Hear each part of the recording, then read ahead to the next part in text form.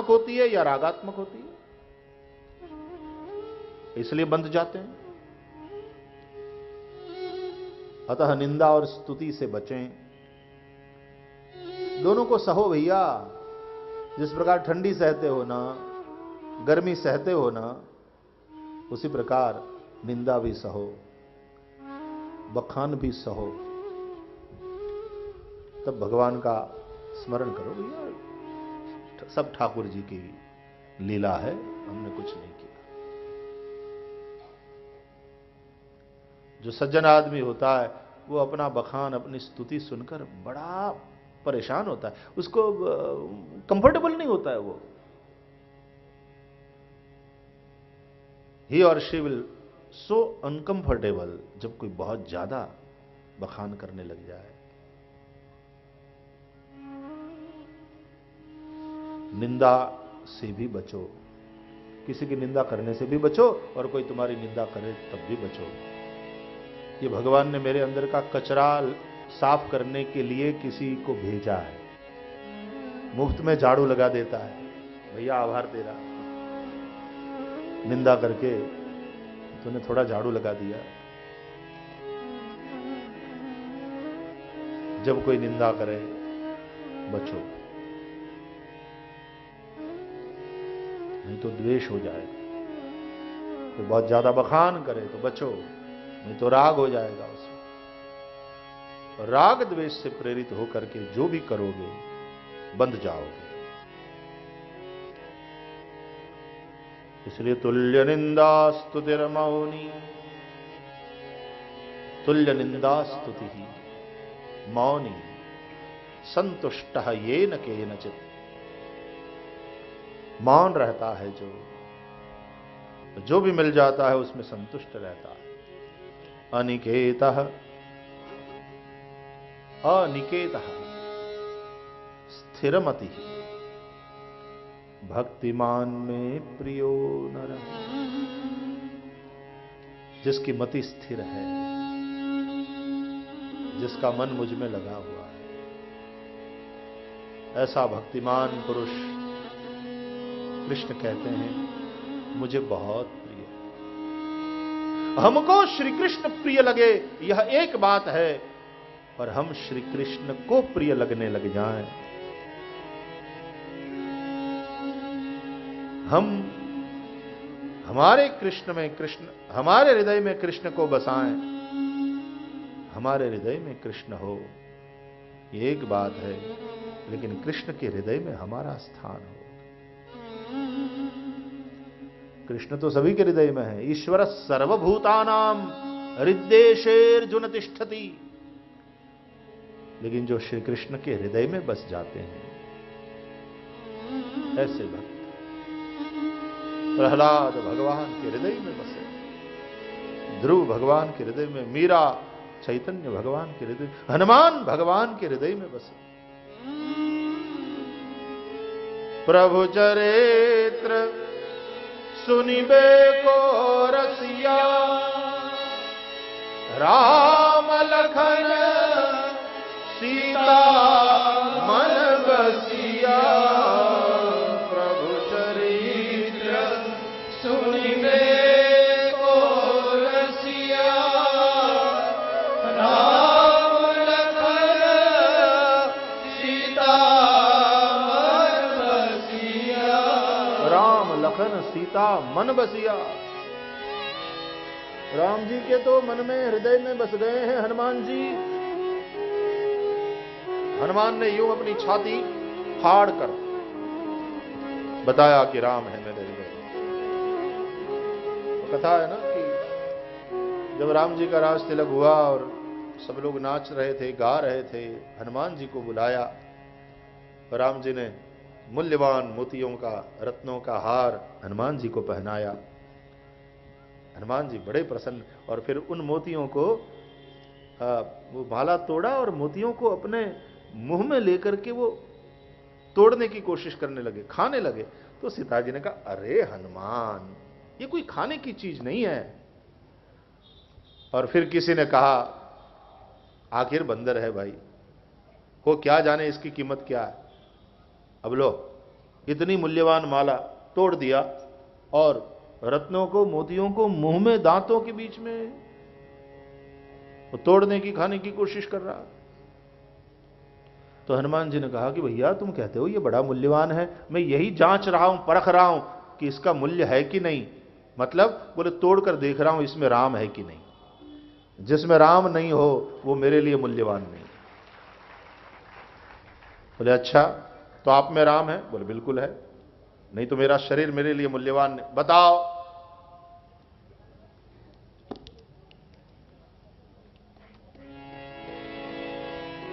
प्रणव उपवन कुमार, खलबन पावक ज्ञान घन, जासु हृदय आगार, बसहि राम शरचार धरन, बसहि राम शरचार धरन, जासु हृदय आगार।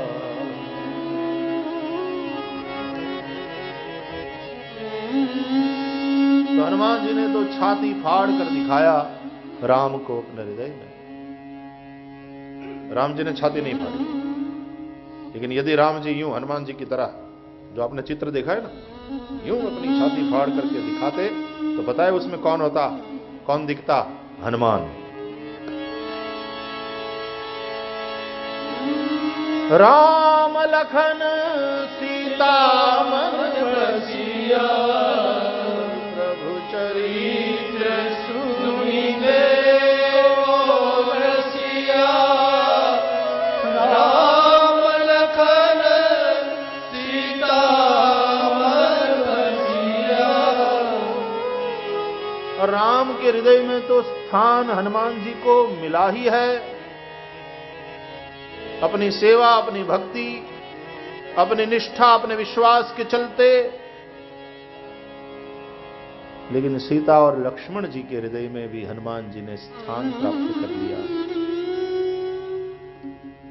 अब राम के हृदय में स्थान प्राप्त कर लेना तो थोड़ा आसान भी है, लेकिन राम के आसपास उनके साथ रहने वाले लोगों के हृदय में स्थान प्राप्त कर लेना ये थोड़ा कठिन बात है।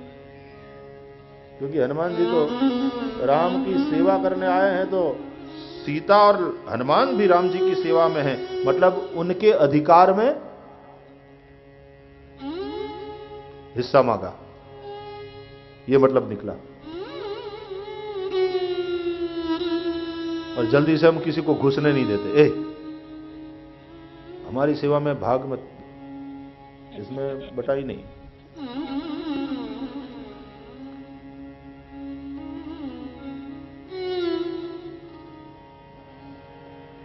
लेकिन जब हनुमान की बात आई, और हनुमान जी ने राम की सेवा तो करी है, लेकिन हनुमान के उपकार जो सीता और लक्ष्मण पर भी हैं। राम जी तो कहते ही हैं, प्रति उपकार करो का तोरा, प्रति उपकार करो का तोरा, प्रति उपकार करो का तोरा, प्रति उपकार करो का तोरा। सन्मुख होई न सकत मन मोरा, सन्मुख होई न सकत मन मोरा, प्रति उपकार करो का तोरा, प्रति उपकार करो का तोरा। सन्मुख होई न सकत मन मोरा,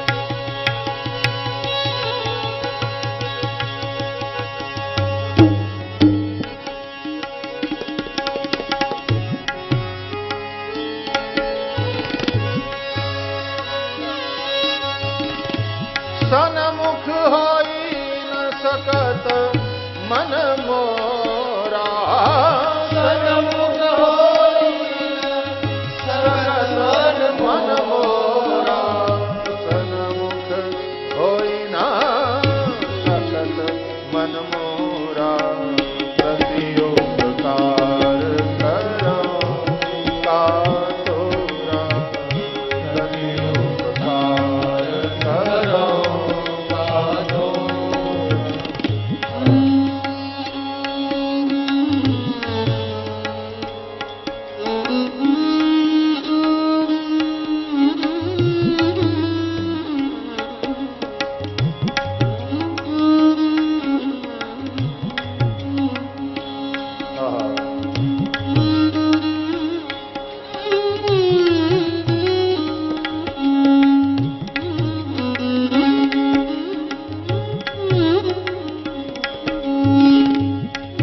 प्रति उपकार करो का तोरा, प्रति उपकार करो का तोरा, सनमुख होई न सकत मन मोरा, सनमुख होई न सकत मन मोरा, सनमुख होई न सकत मन मोरा, प्रति उपकार करो का तोरा, प्रति उपकार करो का तोरा, प्रति उपकार, प्रति उपकार, प्रति उपकार करो का तोरा।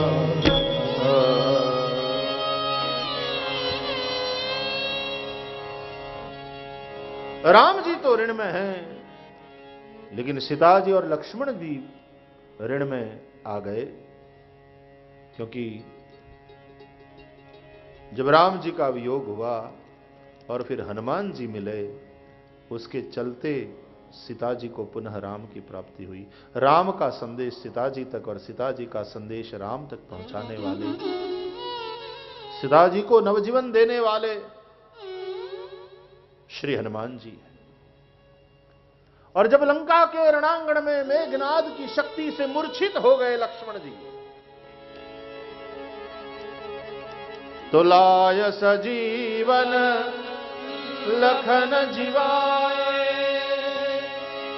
श्री रघुवीर हरषि उर लाए, लाय सजीवन लखन जियाए, श्री रघुवीर हरषि उर लाए।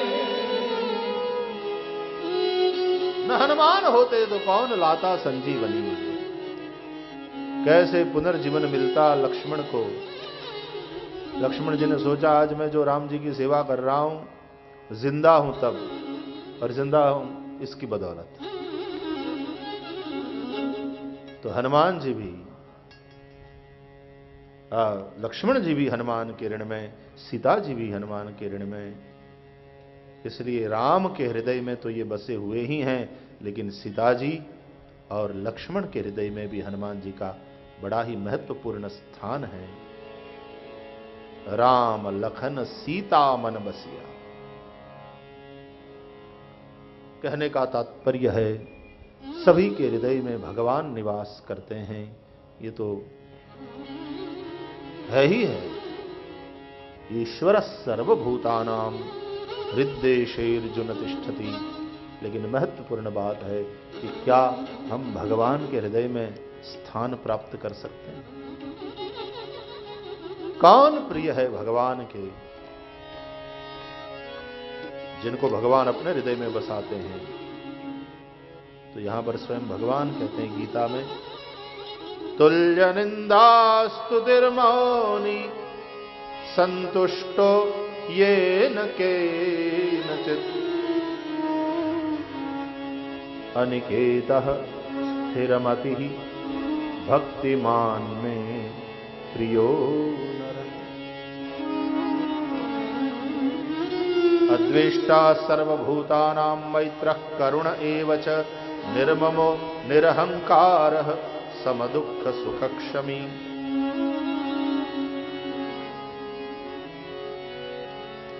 आप भगवत गीता के 12वें अध्याय के अंतिम 8 श्लोकों को पढ़िए।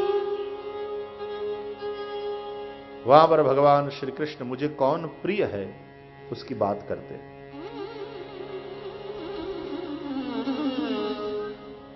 तो तुल्य निंदा स्तुति ही हम ये चर्चा कर रहे हैं कि समता संसार में हो और ममता श्री कृष्ण में, तो बेड़ा पार।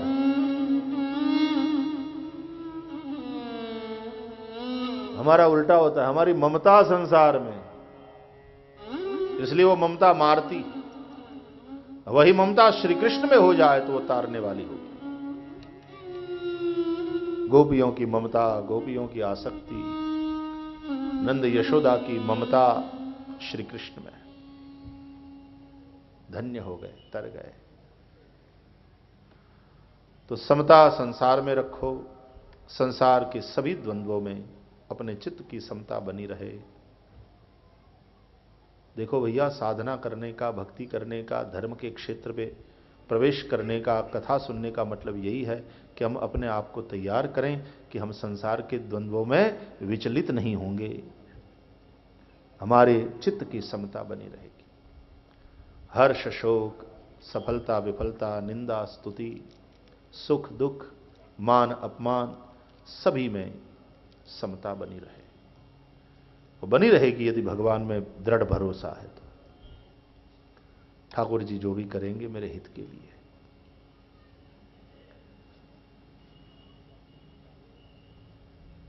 तो सदा समता को बनाए रखना और सदा प्रसन्न रहना, ये भक्त का परिचय। तो नारद जी आज उदास, सनत कुमारों ने देखा तो आश्चर्य हुआ, आप और उदास यहां बद्रिकाश्रम में और तपोभूमि में। आप तो लोगों के बीच में रहने वाले, विचरण करने वाले, भगवान के यश का गायन करने वाले, क्या बात है? कहां से आ रहे हैं नारद जी, कहां जा रहे हैं, इतने दुखी क्यों हैं आप? तब नारद जी ने कथा सुनाया कि मैं पृथ्वी पर गया था, पुष्कर, प्रयाग, काशी, गोदावरी, हरि क्षेत्र, श्री क्षेत्र, कुरुक्षेत्र, अनेकानेक तीर्थों में मैंने परिभ्रमण किया, कहीं पर भाई मैंने शांति नहीं देखी। श्री यमुना जी के तट पर गया तो मैंने एक आश्चर्य देखा, एक तरुणी स्त्री, युवती स्त्री वहां रो रही थी। उसके दोनों तरफ 2 वृद्ध पुरुष सोए पड़े थे। उस युवती की सेवा में कई दासियां थी, लेकिन वह युवती रो रही थी, सोए हुए दोनों पुरुषों को जगाने की कोशिश कर रही थी। कोई सहायता करने वाला मिल जाए, इस आशा में दसों दिशाओं में देख रही थी। जब उसने मुझे देखा तो मुझे बुलाया, भो भो साधो क्षणं तिष्ठ मच्चिंताम अपि नाशय। हे साधो, एक क्षण के लिए रुकिए, आप सभी की चिंता को मिटाते हैं, मेरी चिंता को भी मिटाइए। आपके जैसे महापुरुष का दर्शन पाप का नाश करने वाला होता है, और आप लोगों का प्रवचन दुख को मिटाने वाला, दुख को शांत कर देने वाला होता है। दर्शन से पाप मिटते हैं और आपके प्रवचन से ताप मिट जाता है, बड़ी शीतलता और शांति का अनुभव होता है। आपका दर्शन सब प्रकार से कल्याणकारी है, साधु का दर्शन सब प्रकार से कल्याणकारी होता है। दर्शन ही पाप नाशक और प्रवचन ताप नाशक। बहुधा तव वाक्येन दुःख शांतिर्भविष्यति, दर्शनम तव लोकस्य, दर्शनम तव लोकस्य सर्वथा गहरम परम। संसार के सभी पापों का नाश करने वाला आपका दर्शन, महाराज मेरी सहायता कीजिए। तो नारद जी कहते हैं मैं उसके समीप गया और उससे पूछा कि भाई तू कौन है, ये दोनों पुरुष कौन सोए पड़े हैं और तू क्यों रो रही है। तो उसने अपना परिचय दिया कि महाराज मेरा नाम है भक्ति और ये दोनों पुरुष जो हैं ये मेरे पुत्र हैं, ज्ञान और वैराग्य। मैं द्रविड़ देश में दक्षिण भारत में जन्मी, प्रकट हुई। कर्नाटक में मैं पली बड़ी हुई। महाराष्ट्र में मुझे कहीं कहीं पोषण मिला। फिर गुर्जर प्रांत में गई, वहां वृद्ध हो गई। फिर वहां से भागी, यहां पर आई ब्रज में, जहां भगवान की लीला हुई है, भगवान की चरण रज से जहां की भूमि विभूषित है। यहां आते ही मुझे मेरा यौवन पुनः प्राप्त हो गया, लेकिन मेरे दोनों पुत्र ज्ञान और वैराग्य ये वृद्ध ही रहे। मतलब उस समय में व्रज में भी भक्ति की तो पूछ थी, लेकिन ज्ञान वैराग्य को कोई नहीं पूछता था। ज्ञान और वैराग्य का महत्व नहीं था, तो इसलिए भक्ति दुखी है। बड़ी प्यारी बात। वृंदावन जैसी भक्ति की भूमि में वहां भक्ति भले ही नवयौवना बन जाए, लेकिन हंसती नहीं, गाती नहीं, रोती रहती है। कब? बोले यदि उसके दोनों पुत्र ज्ञान और वैराग्य को कोई पूछे नहीं।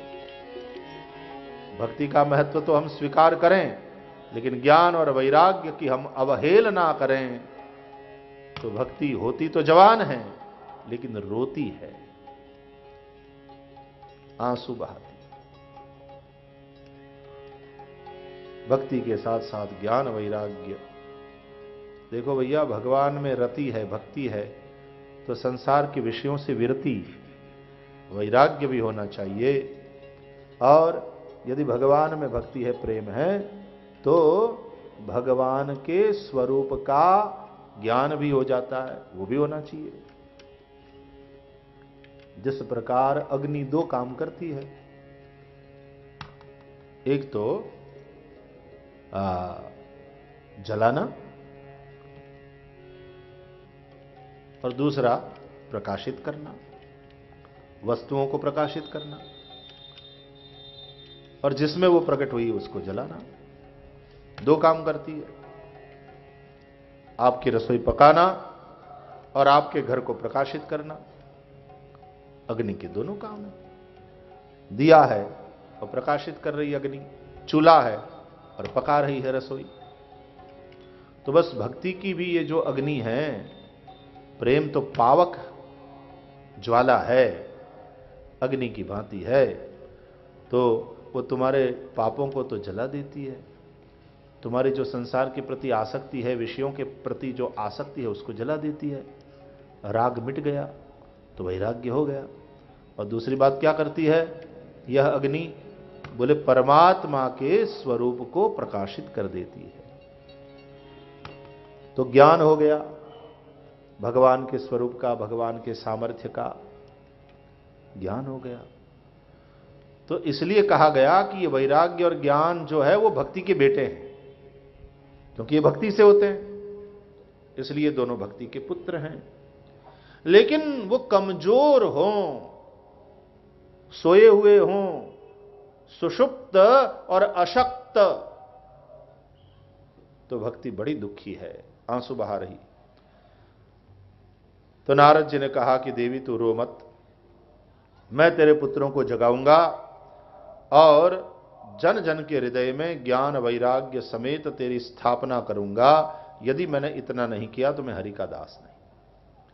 तो अपना ये जो प्रतिज्ञा है उसके अनुसार अपना जो मिशन है उसको लेकर नारद जी चल रहे हैं। इसलिए वो परिव्राजक तो है लेकिन भक्त परिव्राजक हैं और बस्तियों में रहते हैं, लोगों के बीच में रहते हैं, क्योंकि लोगों को जगाना, लोगों का मार्गदर्शन करना, सभी के हृदय में ज्ञान भक्ति और वैराग्य का स्थापन करना, ये नारद जी का मिशन है। तो बार बार वेद घोष किया, गीता पाठ किया, ज्ञान वैराग्य को जगाने। वे थोड़ा जागें दोनों, लेकिन फिर से आंखें मलते, जमाई लेते, अंगड़ाई लेते सो गए। फिर नारद जी ने बहुत प्रयास किया, नहीं जागे। तब आकाश में आकाशवाणी हुई, आपका उद्यम सफल होगा, इसके लिए आप सत्कर्म कीजिए। सत्कर्म क्या है वो संतों से समझ लीजिए। तो नारद जी ने अनेकानेक संतों से पूछा, ऐसा कौन सा सत्कर्म करूं कि ज्ञान वैराग्य जाग जाएं और भक्ति समेत ज्ञान वैराग्य जन जन के हृदय में स्थिर हो जाएं। तो कोई नहीं बता। किसी ने कहा कि आप वेदों का आश्रय करिए ना, वेदों से यह काम होगा। तो नारद जी ने कहा हम वेद घोष कर चुके। किसी ने कहा भाई वेद सब लोग नहीं समझ सकते, आप गीता का आश्रय कीजिए और गीता के माध्यम से। तो नारद जी बोले हमने गीता पाठ भी बहुत किया, अब तो कोई उपाय लोग बता नहीं पाए। तो नारद जी उदास हो गए। देखो नारद जी जैसे संत भक्त जब उदास होते हैं तो उनकी उदासी में भी भक्ति होती है। वे यदि चिंता भी करते हैं तो उनकी चिंता भी पारमार्थिक चिंता होती है। उनकी चिंता में स्वार्थ नहीं होता है, परमार्थ होता है। जब जब मूल्यों का ह्रास देखा जाता है, जब धर्म की ग्लानि देखी जाती है, जब लोग पापों की ओर